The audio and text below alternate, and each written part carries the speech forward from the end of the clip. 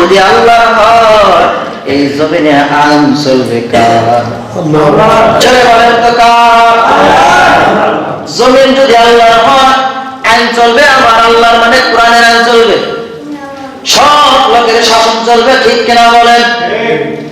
বুঝে শুনে বলবেন রে ভাই এখানে কোনো রাজনীতি কিন্তু পেছাল পারতেছি না, কোরআন থেকে বলবো আমার জমিন আল্লাহ, আসমান আল্লাহ, আমি আল্লাহ, সব কিছু আমার আল্লাহর, আইন চলবে কার? কিন্তু বর্তমান সময়ে দেখা যায় আল্লাহ রাব্বুল আলামিন পৃথিবীর জমিনটাকে দেখা যায় আইন কিন্তু আল্লাহ রাব্বুল আলামিনের আইন চলে না, এখানে শয়তানের আইন বেশি বেশি চলে, ঠিক কিনা? শয়তানের আইন চলে, শয়তান যেই কাজে খুশি ওই কাজ চলে বেশি। আমার বন্ধুর কথা খুব সংক্ষিপ্ত আকারে বলবো, যেহেতু জুমাবার, আল্লাহর এই দুনিয়া আমি আপনি আসছি, আল্লাহ তাআলা জানিয়ে দিয়েছেন ইন্নী জাইলুন ফিল আরদি খলিফা। দুনিয়াতে আল্লাহ তাআলা আমাদেরকে প্রতিনিধি হিসেবে পাঠাইছেন। প্রতিনিধির কাজ হলো সৎ কাজ করা, প্রতিনিধির কাজ হলো কোরআনের আইন চালু করা, প্রতিনিধির কাজ হলো আল্লাহর নবীর আদর্শ মতো চলা, ঠিক কিনা? আল্লাহকে ভালোবাসতে হবে, আল্লাহ নবীকে ভালোবাসতে হবে। এই জন্য ভাইয়েরা আমার, রাষ্ট্র, এই যে রাষ্ট্র দেখছেন, এই রাষ্ট্রের মালিক কে? আল্লাহ। জোরে বলেন কে? আল্লাহ। রাষ্ট্রের মালিক আল্লাহ, এজন্য আইন চলবে আল্লাহ রাব্বুল আলামিনের কোরআনের আইন। আর এই কোরআনের আইন বাস্তবায়ন করার জন্য খলিফার দরকার আছে না নাই? রাষ্ট্রনায়কের আছে না নাই? রাষ্ট্রনায়কের দরকার আছে। রাষ্ট্রনায়ক, বাংলাদেশের রাষ্ট্রনায়ককে বলা প্রধানমন্ত্রী বলা হয়, কি বলা হয়? জোরে বলেন, প্রধানমন্ত্রী বলা হয়। এই প্রধানমন্ত্রী যে রাষ্ট্রনায়ক হবে, এই রাষ্ট্রনায়কের গুণাবলী কি হবে এটা আমি আপনি যাচাই করবো না, এই গুণাবলীর কথা আমার আল্লাহ তাআলা নিজে বলতেছে। জোরে কোন সুবহানাল্লাহ। রাষ্ট্রনায়কের গুণাবলী কি আমার আল্লাহ তাআলা জানিয়ে দিতেছেন কুরআনুল কারীমে সূরা হজের 41 নম্বর আয়াতে। আল্লাহ তাআলা এই রাষ্ট্রনায়কের 4টা গুণ আল্লাহ তাআলা উল্লেখ করেছে। শুনবেন কিনা বলেন? ইনশাআল্লাহ শুনবেন? ইনশাআল্লাহ। না রাগ করতেছেন? না না, মনে হয় রাগ করতেছেন। হুজুর আবার মনে রাজনীতির কথা শুরু করতে না, এটা আবার আপনার মুক্তির জন্য এই আলোচনাটা শুরু করছি। যেহেতু সামনে কি আছে, আমাদের ইলেকশন আছে, এটা আমাদের সবার জানা দরকার, সবাই জানা দরকার। আচ্ছা বলেন, বাংলায় একটা প্রবাদ আছে, সৎসঙ্গে অসৎ সঙ্গে। এখন সৎসঙ্গে যদি না করে সর্বনাশ। আমি যদি নিজে ডেকে আনি তো আমার তো করার কিছু নেই। আমি ইচ্ছা করে যদি অসৎ লোককে সাপোর্ট দেই, অসৎ লোককে সংসদে পাঠাই, তাহলে আমার সর্বনাশ হবে না? অন্য লোকের সর্বনাশ হবে। বুঝতে শুনে কাজ করতে হবে ভাইয়েরা আমার। সূরা হজের ভিতরে আল্লাহ তাআলা সূরা 41 নম্বর, সূরা হজের 41 নম্বর আয়াতে আল্লাহ তাআলা বলেন আল্লাযীনা ইম্মাক্কান্নাহুম। আল্লাহ তাআলা বলেন যে আল্লাযীনা ইম্মাক্কান্নাহুম, রাষ্ট্রনায়কের যে গুণগুলো আছে এগুলো আল্লাহ তাআলা বয়ান করতেছে। আল্লাহ তাআলা বলেন রাষ্ট্রনায়ক যে হবে, রাষ্ট্রপ্রধান যে হবে, তার 4টা গুণ থাকবে। 1 নম্বর গুণ হলো আকামুস সালাহ। কি গুণ থাকবে? আকামুস সালাহ। যারা বলেন আকামুস সালাহ। আল্লাহ তাআলা সাল্লাল্লাহু আলাইহি ওয়াসাল্লাম আদ-দুনিয়া সিজনুল মুমিনিনা ওয়া জান্নাতুল কাফিরিন।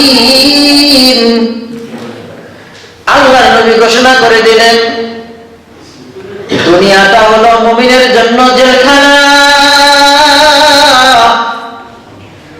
আর কাফেরের জন্য হলো দুনিয়াটা হলো বালাখানা।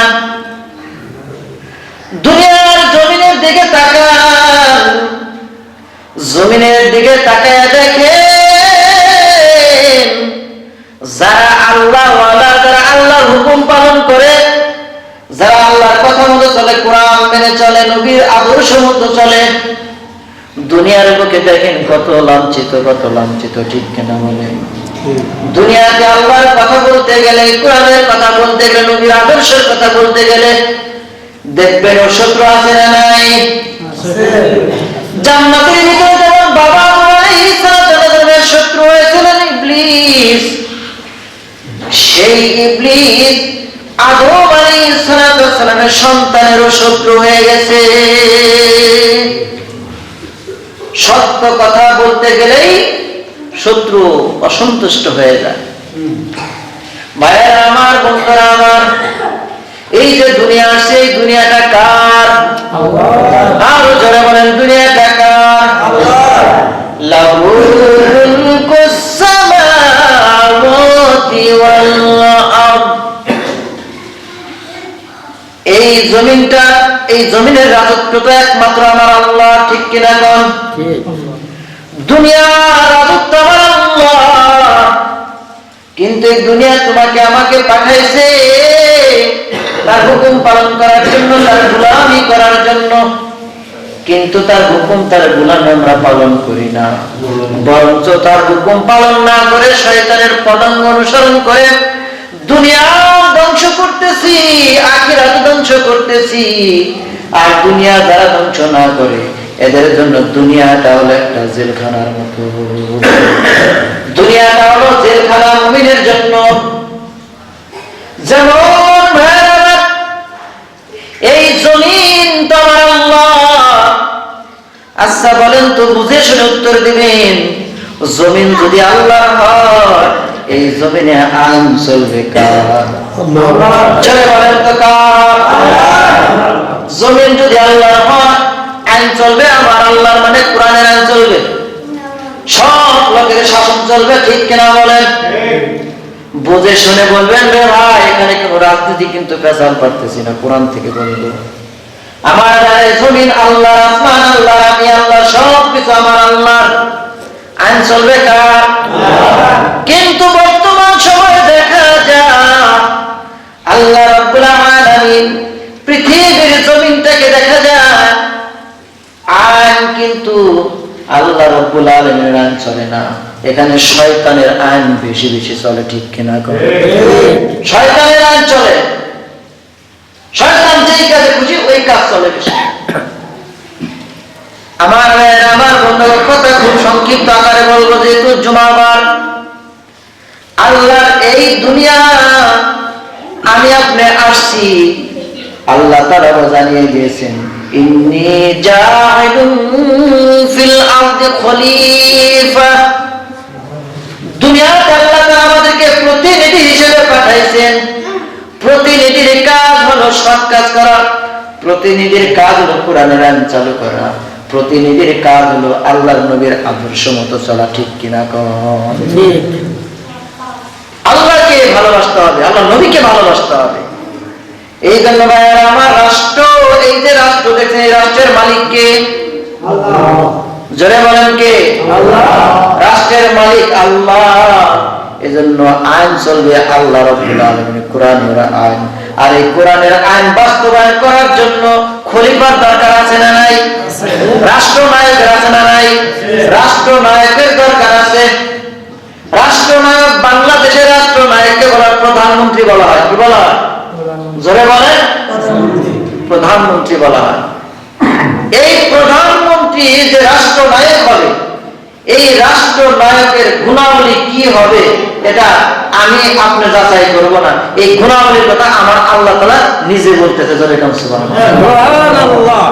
রাষ্ট্রনায়কের গুণাবলী কি আমার আল্লাহ তাআলা জানিয়ে দিতেছেন কুরআনুল কারীমে সূরা হজের 41 নম্বর আয়াতে। আল্লাহ তাআলা এই রাষ্ট্রনায়কের 4টা গুণ আল্লাহ তাআলা উল্লেখ করেছে। শুনবেন কিনা বলেন? ইনশাআল্লাহ। শুনবেন? ইনশাআল্লাহ। নারাজ করতেছেন? না না, মনে হয় রাগ করতেছেন। হুজুর আবার মনে হয় রাজনীতির কথা শুরু করছেন।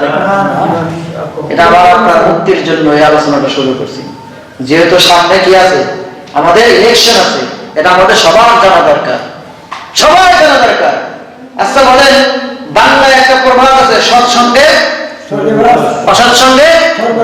এখন সৎসঙ্গে যদি না করে সর্বনাশ। আমি যদি নিজে দেখে আনি, আমার তো করার কিছু নেই। আমি ইচ্ছা করে যদি অসৎ লোককে সাপোর্ট দেই, অসৎ লোককে সংসদে পাঠাই, তাহলে আমার সর্বনাশ হবে না? অন্য লোকের সর্বনাশ হবে। বুঝতে শুনে কাজ করতে হবে। ভাইয়েরা আমার, সূরা হজের ভিতরে আল্লাহ তাআলা সূরা 41 নম্বর, সূরা হজের 41 নম্বর আয়াত আল্লাহ তাআলা বলেন, আল্লাযীনা ইম্মাক্কান্নাহুম, আল্লাহ তাআলা বলেন যে আল্লাযীনা ইম্মাক্কান্নাহুম, রাষ্ট্রনায়কের যে গুণগুলো আছে এগুলো আল্লাহ তাআলা বয়ান করতেছে। আল্লাহ তাআলা বলেন রাষ্ট্রনায়ক যে হবে, রাষ্ট্রপ্রধান যে হবে, তার চারটা গুণ থাকবে। এক নম্বর গুণ হলো আকামুস সালাহ। কি গুণ থাকবে? আকামুস সালাহ। যারা বলেন আকামুস সালাহ, আল্লাহ তাআলা বলতে দেখেন, আল্লাযীনা ইম্মাক্কান্নাহুম ফিল আরদি আকামুস সালাহ। ফিল আরদি মানে জমিনে, ফিল আরদি মানে কি? এই যে জমিন, বলেন তো এই জমিনটা কার? আরো চিৎকার করে জমিন কার? এই জমিনটা যদি আমার আল্লাহর হয়, আমার আল্লাহ তাআলা জানায় দেন ফিল আরদি আকামুস সালাহ, যে রাষ্ট্রনায়ক হবে জমিনে, সে প্রধান কাজ তার হইল নামাজ কায়েম রাখা, নামাজ জারি রাখা। সংসদের ভিতরে আইন থাকতে হবে, নামাজ জারি থাকবে, নামাজ কায়েম থাকবে। যারা সৌদি আরবে যান, আরব কান্ট্রিতে যান, নামাজ বাধ্যতামূলক, ঠিক কিনা কোন? আজকে আমাদের দেশে নামাজ বাধ্যতামূলক না থাকার কারণে আজকে আমরা অন্যায় কাজে লিপ্ত হইতেছে বেশি, ঠিক কিনা কোন? কেন? নামাজ যারা পড়ে না, বেদার নাই তো, ডোন্ট মাইন্ড, বেদার হবেন না। যারা নামাজ পড়ে যদি খারাপ কাজ করতেও যায়, বিবেকে বাধা আসে, আমি নামাজ করি, যদিও করে শয়তানের প্রবঞ্চনায়, যদিও করে, কিন্তু চিন্তা ভাবনা করে বলে আমি এই কাজটা কেন করলাম। আর যারা সব সময় করে তারা ওই চিন্তা ভাবনা করেন। চোরের নাই কোনো ধর্ম আছে, চোরের নাই কোনো ধর্মের প্রভাব নেই। চোর মসজিদ থেকেও চুরি করে, চোর মন্দির থেকেও চুরি করে, চোর যেখান থেকে পায় বাবার পকেটে হইলেও চুরি করে। এই জন্য ভাইয়েরা আমার, রাষ্ট্রনায়ক যে হবে, সেই রাষ্ট্রনায়কের প্রধান কাজ, প্রধান দায়িত্ব হলো নামাজকে এই রাষ্ট্রের ভিতরে প্রাধান্য দেওয়া, নামাজকে কায়েম রাখা এই রাষ্ট্রের ভিতরে। এক নম্বর ঘোষণা কার? আল্লাহ।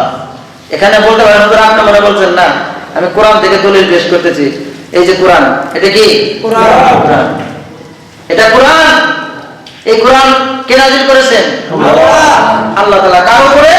হযরত মুহাম্মদ মুস্তাফা সাল্লাল্লাহু আলাইহি ওয়াসাল্লাম, আমাদের নবীর উপরে, আমাদের পয়গম্বরের উপরে এই কোরআন নাযিল করেছেন। এই কোরআন থেকে বলছি, হিফজুল কোরআনে 37 নম্বর পৃষ্ঠা, সূরা হজের 41 নম্বর আয়াত মিলিয়ে নেবেন। দলিল দিয়ে আমি কথা বলতেছি। আল্লাযীনা ইম্মাক্কান্নাহুম ফিল আরদ, যারা রাষ্ট্রনায়ক হবে জমিনে, তাদের প্রথম নম্বর গুণ আকামুস সালাহ, নামাজ কায়েম রাখবে। প্রত্যেকটা মানুষের কাছে নামাজের হুকুম থাকবে, নামাজের জারি থাকবে। কেউ নামাজ বাদ দিতে পারবে না। যাদের উপরে নামাজ ফরজ হয়েছে তার নামাজ পড়তেই হবে। এক নম্বর গুণ চলে গেল। দুই নম্বর গুণের কথা আল্লাহ তাআলা জানাই দিতেছেন, ওয়া আতাউয যাকাত। দুই নম্বর গুণ হলো যাকাত প্রদান করা। কি প্রদান করা? যাকাত। এটাও কিন্তু ইসলামের স্তম্ভের ভিতরে একটা। ইসলামের স্তম্ভ 5টা। কয়টা? 5টা স্তম্ভের ভিতরে নামাজ আছে না নাই? নামাজ আছে। আবার 5টা স্তম্ভের ভিতরে যাকাত আছে না নাই? সেই যাকাতের কথা বলতেছেন। দেখেন যাকাত, এখন যাকাত কিন্তু সবার জন্য ফরজ না। যাকাত সবার জন্য ফরজ না। যারা ধনী, যাদের টাকা আছে, পয়সা আছে অনেক, এরা কি করবে? গরিব অসহায়কে যাকাত প্রদান করবে। আর এই বাংলাদেশে এই সরকারের আইন এটা নাই বিধাই আছে, গরিব মানুষ যারা, তারা গরিবই থেকে যায়, ধনী ধনী হয়। যদি যাকাতের প্রধান থাকতো, যাকাত ঠিক মতো ধনীরা আদায় করতো, তাহলে আমার মতো আপনার মতো এই বাড়ি যারা অসহায় আছে এরা কিন্তু অসহায় থাকতো না, স্বাবলম্বী হয়ে যেত যাকাতের কারণে। আচ্ছা, এগুলো নাই দেখে আজকে আমাদের অবস্থা। আমাদের ভিতরে কত ধনী আছে, একটা গরু যদি কুরবানির জন্য জব করার জন্য দেয়, দেখবেন বলে ওটা খালি ধনী দিবে, গরিবের সহজে দিবে চায় না। ঠিক কিনা কেন? এজন্য যাকাত আদায় করতে, যাকাত প্রদান করতে হবে, রাষ্ট্রের ভিতরে যাকাত আদায় করার ফান্ড থাকতে হবে। 2 নম্বর গুণ। তাহলে 1 নম্বর গুণ নামাজ প্রতিষ্ঠা করবে, 2 নম্বরে যাকাত প্রদান করবে। এখন 3 নম্বরের গুণ আল্লাহ তাআলা আবার জানিয়ে দিতে দেখেন, ওয়া আমারু বিল মারুফ। মারুফ মানে সৎ কাজ, মারুফ মানে কি? সৎ কাজ। সৎ কাজে আদেশ থাকতে হবে, অসৎ কাজে। তাহলে 1 নম্বর হলো, 3 নম্বর হলো সৎ কাজ। কি কাজ? সৎ কাজ। আচ্ছা বলেন তো, বাংলাদেশের প্রত্যেকটা মানুষের কাছে কি সৎ কাজ আছে? নাই, নাই। সব জিনিসটা উঠে গেছে। কিয়ামতের আলামত, ঘরে ঘরে মসজিদ আসবে, ঘরে ঘরে আলেম হবে, কিন্তু ঈমান কমজোর থাকবে। আলেম হবে অনেক, মসজিদ হবে অনেক, মুসল্লি হবে, কিন্তু মাগার ঈমান কমজোর থাকবে, ঈমান থাকবে কম, ঈমান কম থাকবে। সব কাজের আদেশ দেওয়ার মতো মানুষ থাকবে না, নিজে করবে আর কি, আদেশ দিবে। আমি বলতেছি নামাজ কায়েম করতে হবে, আমি বলতে যাকাত দিতে হবে, আমি বলতেছি মা বাবার খেদমত করতে দেব না, আমার ভিতরে নাই, এরকম মানুষ থাকবে। তাহলে 3 নম্বর রাষ্ট্র প্রধান যিনি হবে, তার ভিতরে 3 নম্বর গুণটা থাকতে হবে, সে এমন আইন জারি করবে, কি করবে? সৎ কাজের আদেশ, কোন জায়গা অসৎ কাজ না থাকতে পারে। আরবের বুকে আইনের জাহিলিয়াতের যুগ যখন ছিল, আমার নবীকে যখন পাঠানো হলো আইনের যুগে, আহারে কত নির্মম নিষ্ঠুর কাজ তখন চলতো। নিজের সন্তানকে, নিজের কলিজার সন্তানকে যদি কন্যা সন্তানের তাদের একটা জীবিত খনন করে মৃত্যুবরণ করত, খনন করে গর্ত করে দাফন করে দিত। এমন অবস্থা ছিল। শুধু তাই নয়, এরা জেনা ব্যভিচার লিপ্ত ছিল। অন্যায় আর অন্যায়, জুলুম আর জুলুম ছেয়ে গেছে আরব দেশ। এই মক্কা নগরে পৃথিবীর একেবারে সবচাইতে নিকৃষ্টতম একটা জায়গা ছিল এই মক্কা। এই মক্কার নাম ছিল বাক্কা শহর। কি ছিল? বাক্কা। পরবর্তী নাম হলো কি? মক্কা। এই মক্কা শহরে একজন মানুষ আসলো যিনি সৎ, যিনি কি? সৎ, রাহমাতুল লিল আলামিন, যিনি 18,000 মাখলুকাতের সর্বশ্রেষ্ঠ মাখলুকাত, সর্বশ্রেষ্ঠ মানুষ, ইমামুল মুরসালিন, খাতামুন নবিয়্যিন। উনি আসলেন, আসার সাথে সাথে আলোকিত হয়ে গেল। জোরে কান সুবহানাল্লাহ। আলোকিত হয়ে গেল। সেই নবীর আদর্শ, সেই নবীর আখলাক যদি বাঙালির সকলের ভিতরে থাকে, বাঙালির একজন রাষ্ট্রনায়কের ভিতরে থাকে, তাহলে বলেন তো দেশ ভালো চলবে না খারাপ চলবে? ভালো চলবে। আজকে আমরা অসৎ কাজ করতে করতে করতে করতে আমরা ভালো জিনিস পছন্দ করি না। ভাইয়ের আমার, দুঃখের সাথে বলতেছি, এটা আমার দায়িত্ব। আমি মেম্বারে বসেছি, এই যে চেয়ারের দামি একটা জিনিস, জায়গা দামি জায়গা, সবাই বসতে পারে না। এখানে বসে আমি হক কথা বলবো। হক কথা বলার কারণে যদি আমার কষ্ট আসে, জুলুম আসবে, এটা তো আসবে। নবী বলেছেন, নবী বলেছেন মুমিনের জন্য জেলখানা আর কাফেরদের জন্য বালাখানা। ভাইয়ের আমার, তাহলে রাষ্ট্র প্রধান যিনি হবে, প্রধানমন্ত্রী যিনি হবে, তার 1 নম্বর গুণ থাকবে আকামুস সালাত, নামাজ কায়েম করা। 2 নম্বর ওয়া আতুজ যাকাত, যাকাত প্রদান করা। 3 নম্বর বিল মা'রুফ, সৎ কাজে আদেশ থাকতে হবে, সৎ কাজ থাকতে হবে রাষ্ট্রনায়কের। 4 নম্বর গুণ আল্লাহ রাব্বুল আলামিন জানিয়ে দিতেছেন, ওয়া নাহাউ আনিল মুনকার, অসৎ কাজের নিষেধ করতে হবে। কি কাজের? অসৎ কাজ। অসৎ কাজ, চুরি করে একটা অসৎ কাজ, ঠিক কিনা বলেন? জিনা করে একটা অসৎ কাজ, মা বাবার খেদমত না করা অসৎ কাজ, কোরআন আইন না মানা অসৎ কাজ, নবীর আদর্শ না মানা অসৎ কাজ, বিভিন্ন কার্যকলাপ যেগুলো আছে শয়তানি পছন্দ করে ওগুলো অসৎ কাজ। এই অসৎ কাজ থেকে আমাদের সকলের বিরত থাকতে হবে, ঠিক কিনা? সবার বিরত থাকতে হবে। তাহলে এই যে রাষ্ট্রনায়কের 4টা গুণ, এই 4টা গুণ যার ভিতরে আছে তার সঙ্গ আমাকে করতে হবে। কেন করব? আল্লাহ তাআলা ঘোষণা করতেছেন। এখন ইম্পর্টেন্ট একটা আয়াত তেলাওয়াত করতেছে, ইম্পর্টেন্ট, যে আয়াত দ্বারা মানুষ দলিল পেশ করে। আমাদের দেশে পীর আছে না নাই? আছে। জোরে বলেন আছে না নাই? তারা দলিল দেয়, ইয়া আইয়ুহাল্লাযীনা আমানুত্তাকুল্লাহ, ইয়া আইয়ুহাল্লাযীনা আমানুত্তাকুল্লাহ ওয়া কুনু মা'আস সাদিকিন।